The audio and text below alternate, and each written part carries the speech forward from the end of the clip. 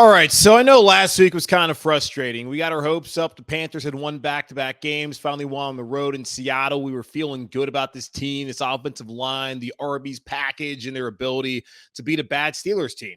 Then, well, the Panthers did what we've seen them do a lot of times, lose to a team that they shouldn't lose to. All that being said, though, the Carolina Panthers are still in it for the playoffs. We'll talk to Nick Carboni here on today's episode and see where he's at as far as the Panthers' chances of winning their last three and being NFC South Division champions. All that coming up right here on Locked On Panthers.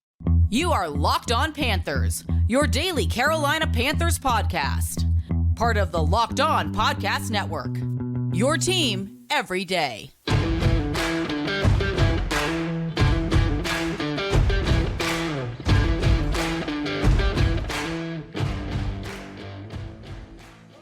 Welcome into another edition of the Locked On Panthers podcast, a part of the Locked On Podcast Network. I'm your host, as always, Julian Council, talking Carolina Panthers with you every Monday, Tuesday, Wednesday, Thursday, and Friday. Your team every day. That's our motto here on the Locked On Podcast Network. Make sure to watch our show and subscribe to our show over on our Locked On Panthers YouTube channel. We're following every Carolina Panthers game. I am there live on YouTube, breaking it all down. Also there whenever there's any live breaking news. If you ever miss any of those live episodes or any episode on YouTube, that's okay. You can check us out wherever you listen to your favorite podcast. Just be sure to rate, review, and subscribe so you never miss a single edition of the Locked On Panthers podcast. And be sure to follow me, Julian Council, on Twitter at Julian Council, where every single Friday I answer your weekly Friday mailbag questions here on the show. To participate in this week's edition of the weekly Friday mailbag on Locked On Panthers, either at me or DM me on Twitter at Julian Council. Today's episode of Locked On Panthers is brought to you by Ultimate Football GM. To download the game, just visit ultimate-gm.com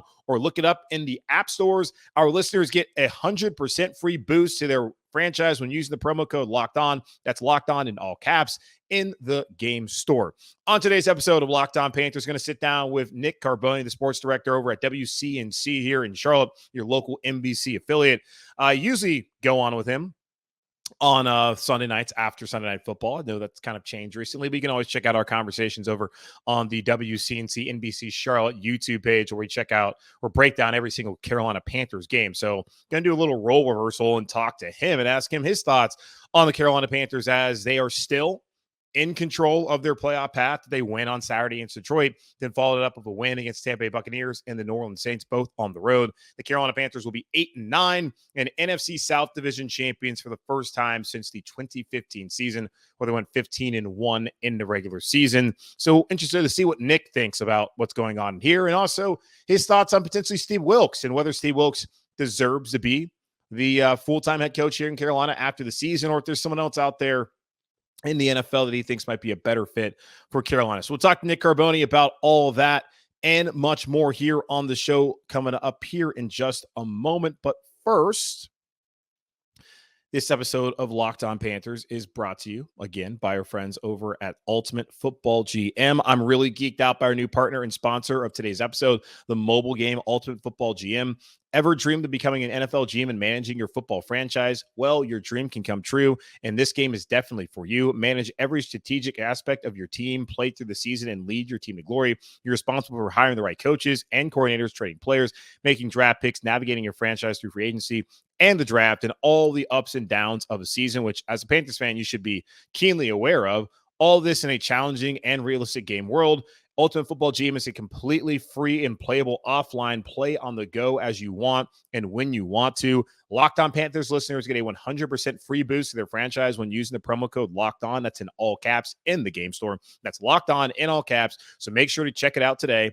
To download the game, just visit ultimate-gm.com or look it up in the App Store or on your mobile device. That's ultimate-gm.com. Ultimate Football GM. Start your dynasty today.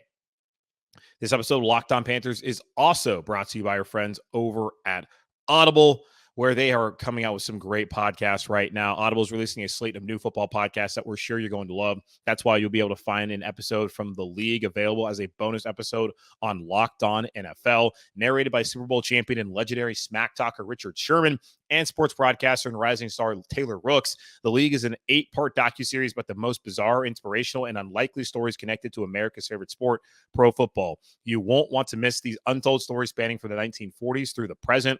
Our bonus episode is called The Way of the Cowboy and is an incredible story of how the 1977 Dallas Cowboys brought in Bruce Lee's protege to teach their defense martial arts, ushering in a new approach to the way the league trained. Each story offers equal parts history, entertainment, and social commentary. So head over to the Locked On NFL for a bonus episode of The League, or catch the full series wherever you get your podcasts. Available now. Audible, get in the game.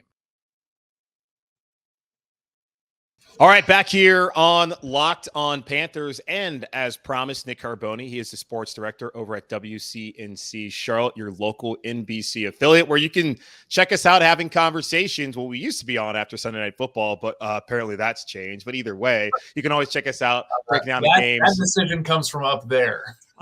Yes. It's the folks up top. But either way, you can check us out as we do break the game down over on the WCNC socials over on YouTube following every Carolina Panthers game.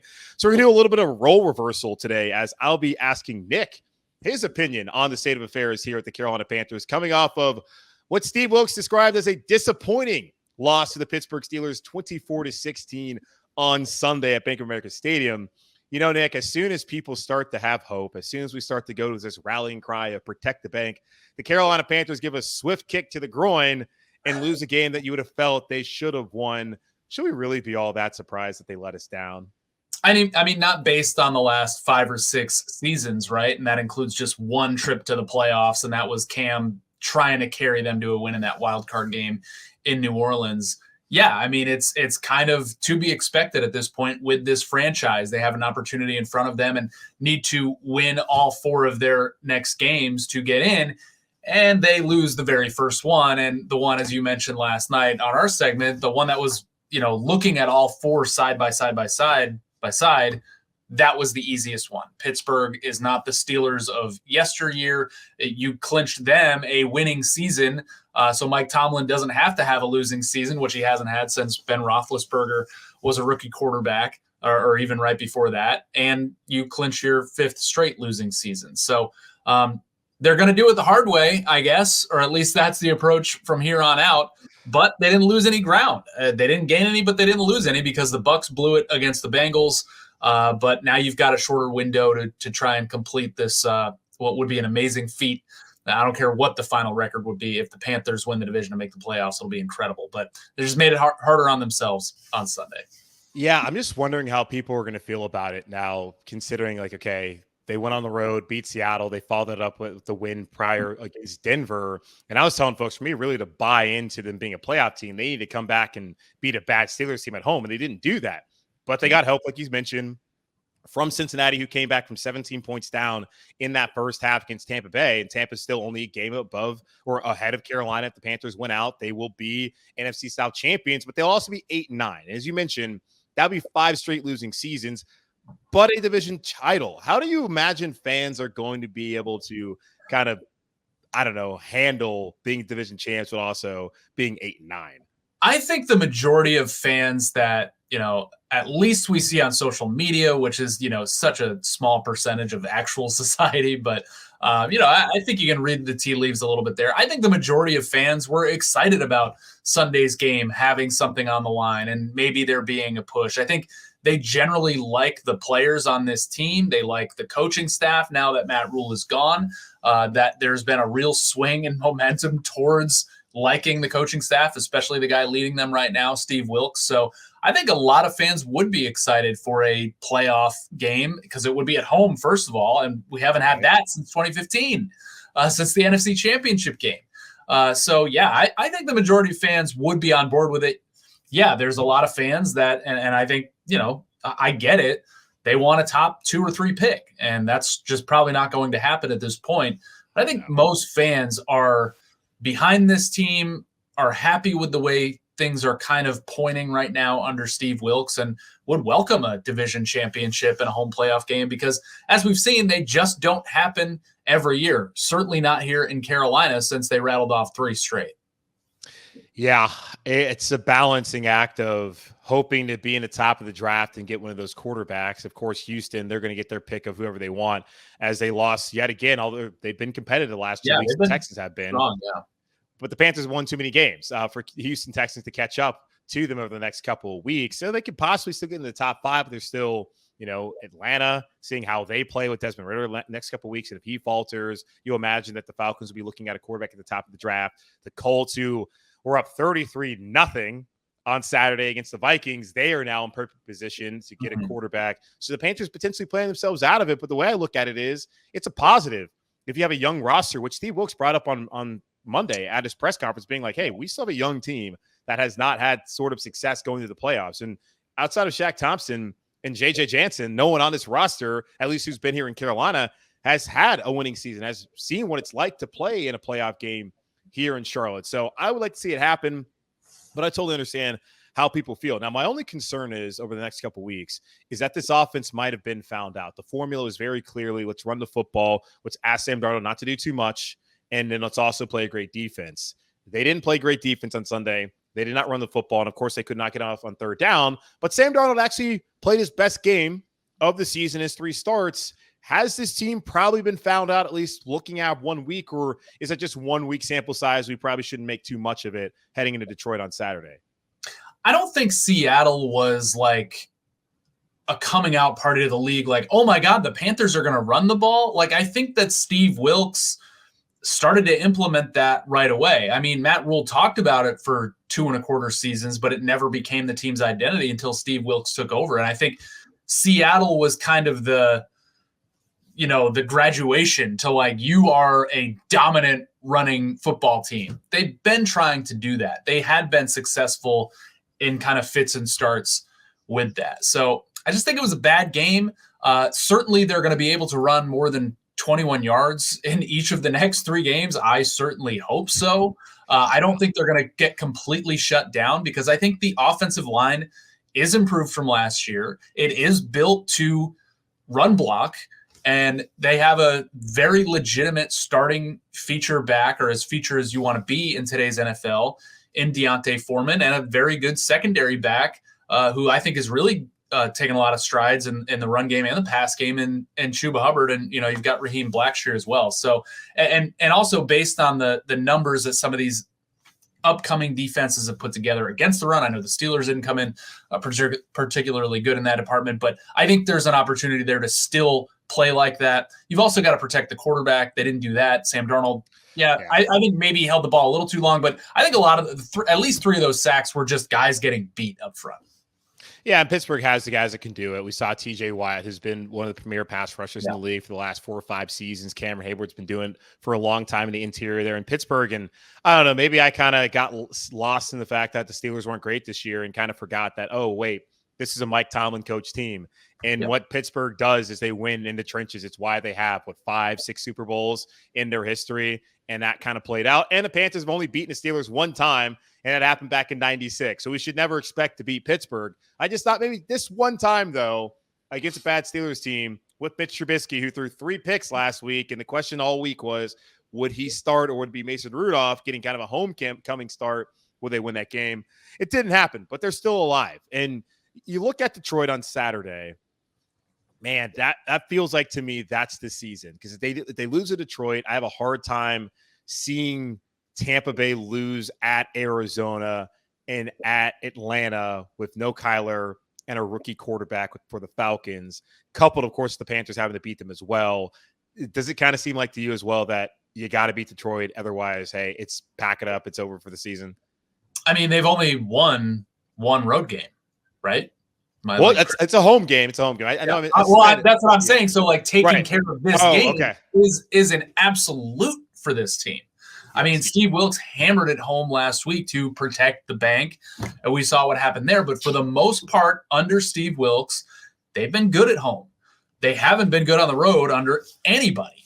So, playing Detroit and then having it come down to a game in Tampa where the Bucs, they're certainly down, they're certainly frustrated, but will have, I think, the advantage in their house in that game. Then yes, Detroit is a must-win at home.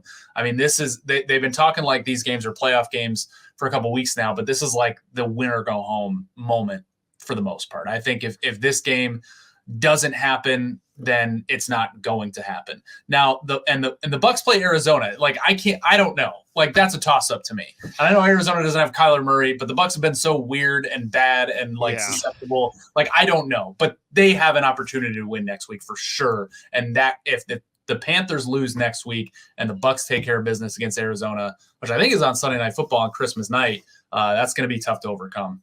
Oh man. Great for WCNC, but not for America. I mean, goodness. Hope McCoy against Tom Brady, baby.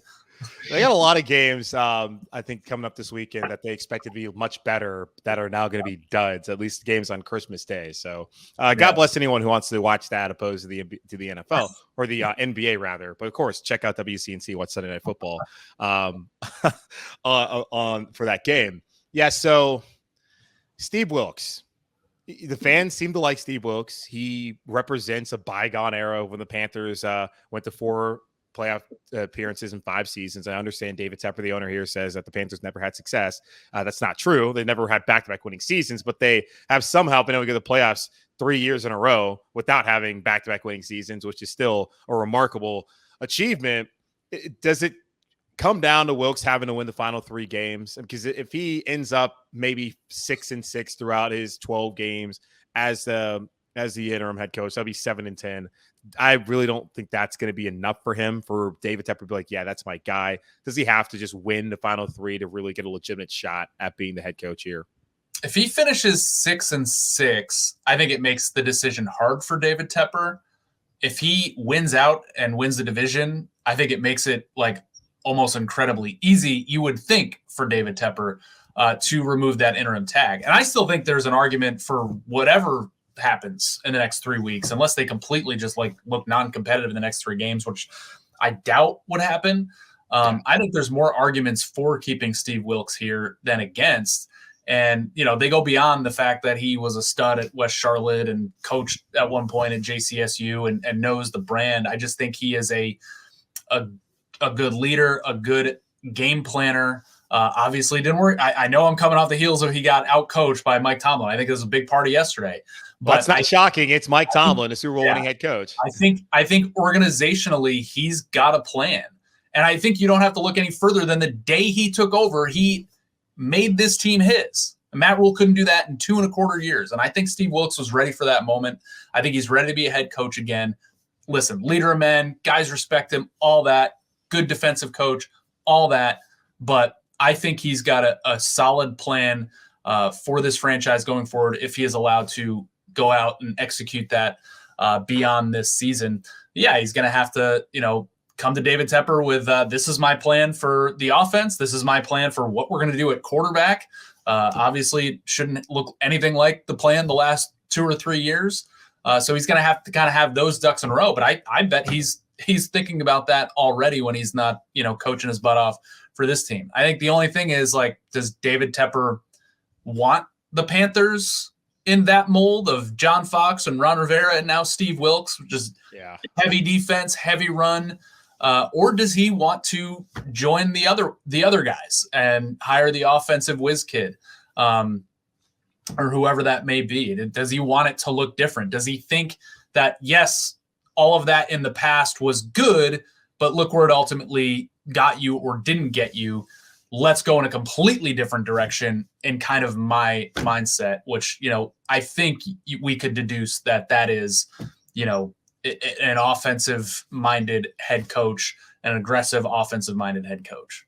Yeah, well, typically when you fire someone, you try and get the exact opposite. So you'd imagine he would want to get someone who has NFL head coaching experience in the past, in which that is Steve Wilks. And Matt Rule is more of a CEO guy, so he's not really offense or defense. But we've seen, like you mentioned, the trend is getting a younger offensive guy. But those dudes don't have experience being a head coach in the NFL before. And Wilks has it. So it feels like to me, like if you want an experienced head coach, it seems like obviously Steve Wilks, as long as he can at least go 500, considering all the circumstances against him, that would make a ton of sense to me. And like I would imagine Dan Quinn in Dallas likely gets an interview because of his relationship with Scott Fitter, and Fitter should. And I imagine will have a say in who becomes the next head coach. I mean, Shane Steichen, that's the guy up in Philadelphia, the OC. He's never been a head coach before. There's going to be a lot of other names of young guys who've never been head coaches. So it just seems like if he wants to get a veteran head coach, it makes more sense to have Steve Wilks. Opposed to if he doesn't, is there a possibility that he just alienates the fan base even further, considering that, like, hell, you've had the keep pounding stuff, but you've had all the end zones, people getting upset about that and all that jazz. But also, it's a guy who's from here who gets it. And if you bring someone else in, they don't necessarily get it and understand. So I just wonder if, like, the fans are just kind of just, like, out on that. It was, like, even a possibility of someone other than Wilks. In terms of David Tepper being willing to alienate the fan base any further, just take a drive down I-77 and look at that shell of a would-be practice facility that he pulled the plug on because he's got, I'll just say pull the plug money, even though there's another term for it. And he just took $100 million lawsuit hit over it, and no big deal. He's moving on. This is, David Tepper's got to kind of prove that he can evaluate somebody to be a head coach, because he was, like, lauding the fact that he went to Waco and him and Marty Herney sat down with Matt Rule, and this is the guy. And when you're talking about these offensive-minded head coaches that we're seeing, some of them work out and some of them don't. Like, Kevin O'Connell looks to be the real deal.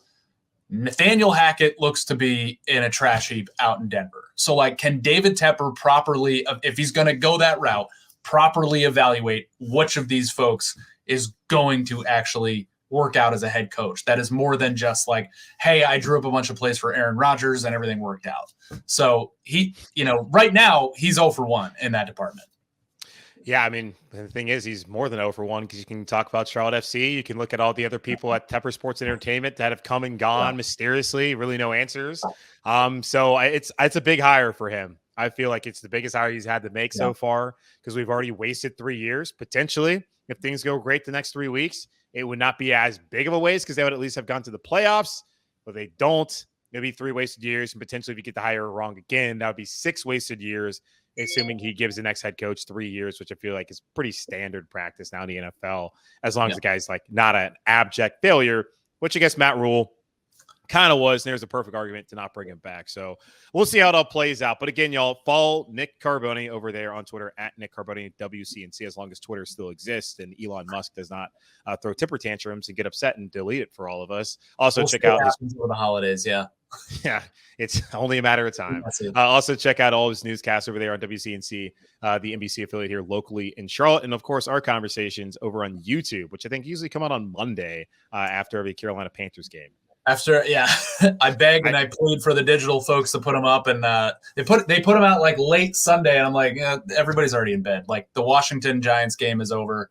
I'll just tweet this out on Monday. So whenever it's there, just subscribe.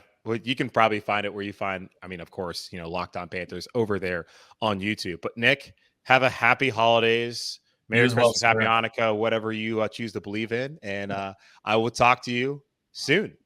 All right, we'll see you in the playoffs, buddy. Oh, yeah, let's go. This holiday, find what you love at Total Wine and More. With so many great bottles to choose from, it's easy to find a new favorite single barrel bourbon or the perfect gifts for everyone on your list with some help from a friendly guide, and all with the confidence of knowing you found something special for the lowest price. Love what you find only at Total Wine and More. Curbside pickup and delivery available in most areas. Visit TotalWine.com to learn more. Spirits not sold in Virginia and North Carolina. Drink responsibly and be 21. All right, thanks again to Nick Carboni, the sports director over at WCNC, for joining us and giving us his thoughts on the state of affairs here in Carolina, as the Panthers are still in control of their playoff fate, destiny, path, however you want to describe it. The Panthers, if they win on Saturday against Detroit, then followed up with 2 wins on the road at Tampa and at New Orleans, they will be the NFC South division champions at 8-9. Yes, it will not be a winning season, but will be the first playoff appearance here since 2015, and hell, I'm for it. I'm also selfishly, I can be not for it, because I have a bachelor party that's supposed to go on that weekend, and I would have to not go on it if the Panthers do in fact go to the playoffs. But I would rather to have the playoff joy than to go out there and be on a cruise in the Bahamas that I didn't really want to go on anyways.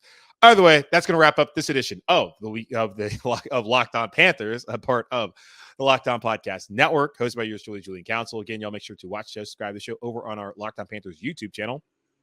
And be sure to check us out wherever you listen to your favorite podcast.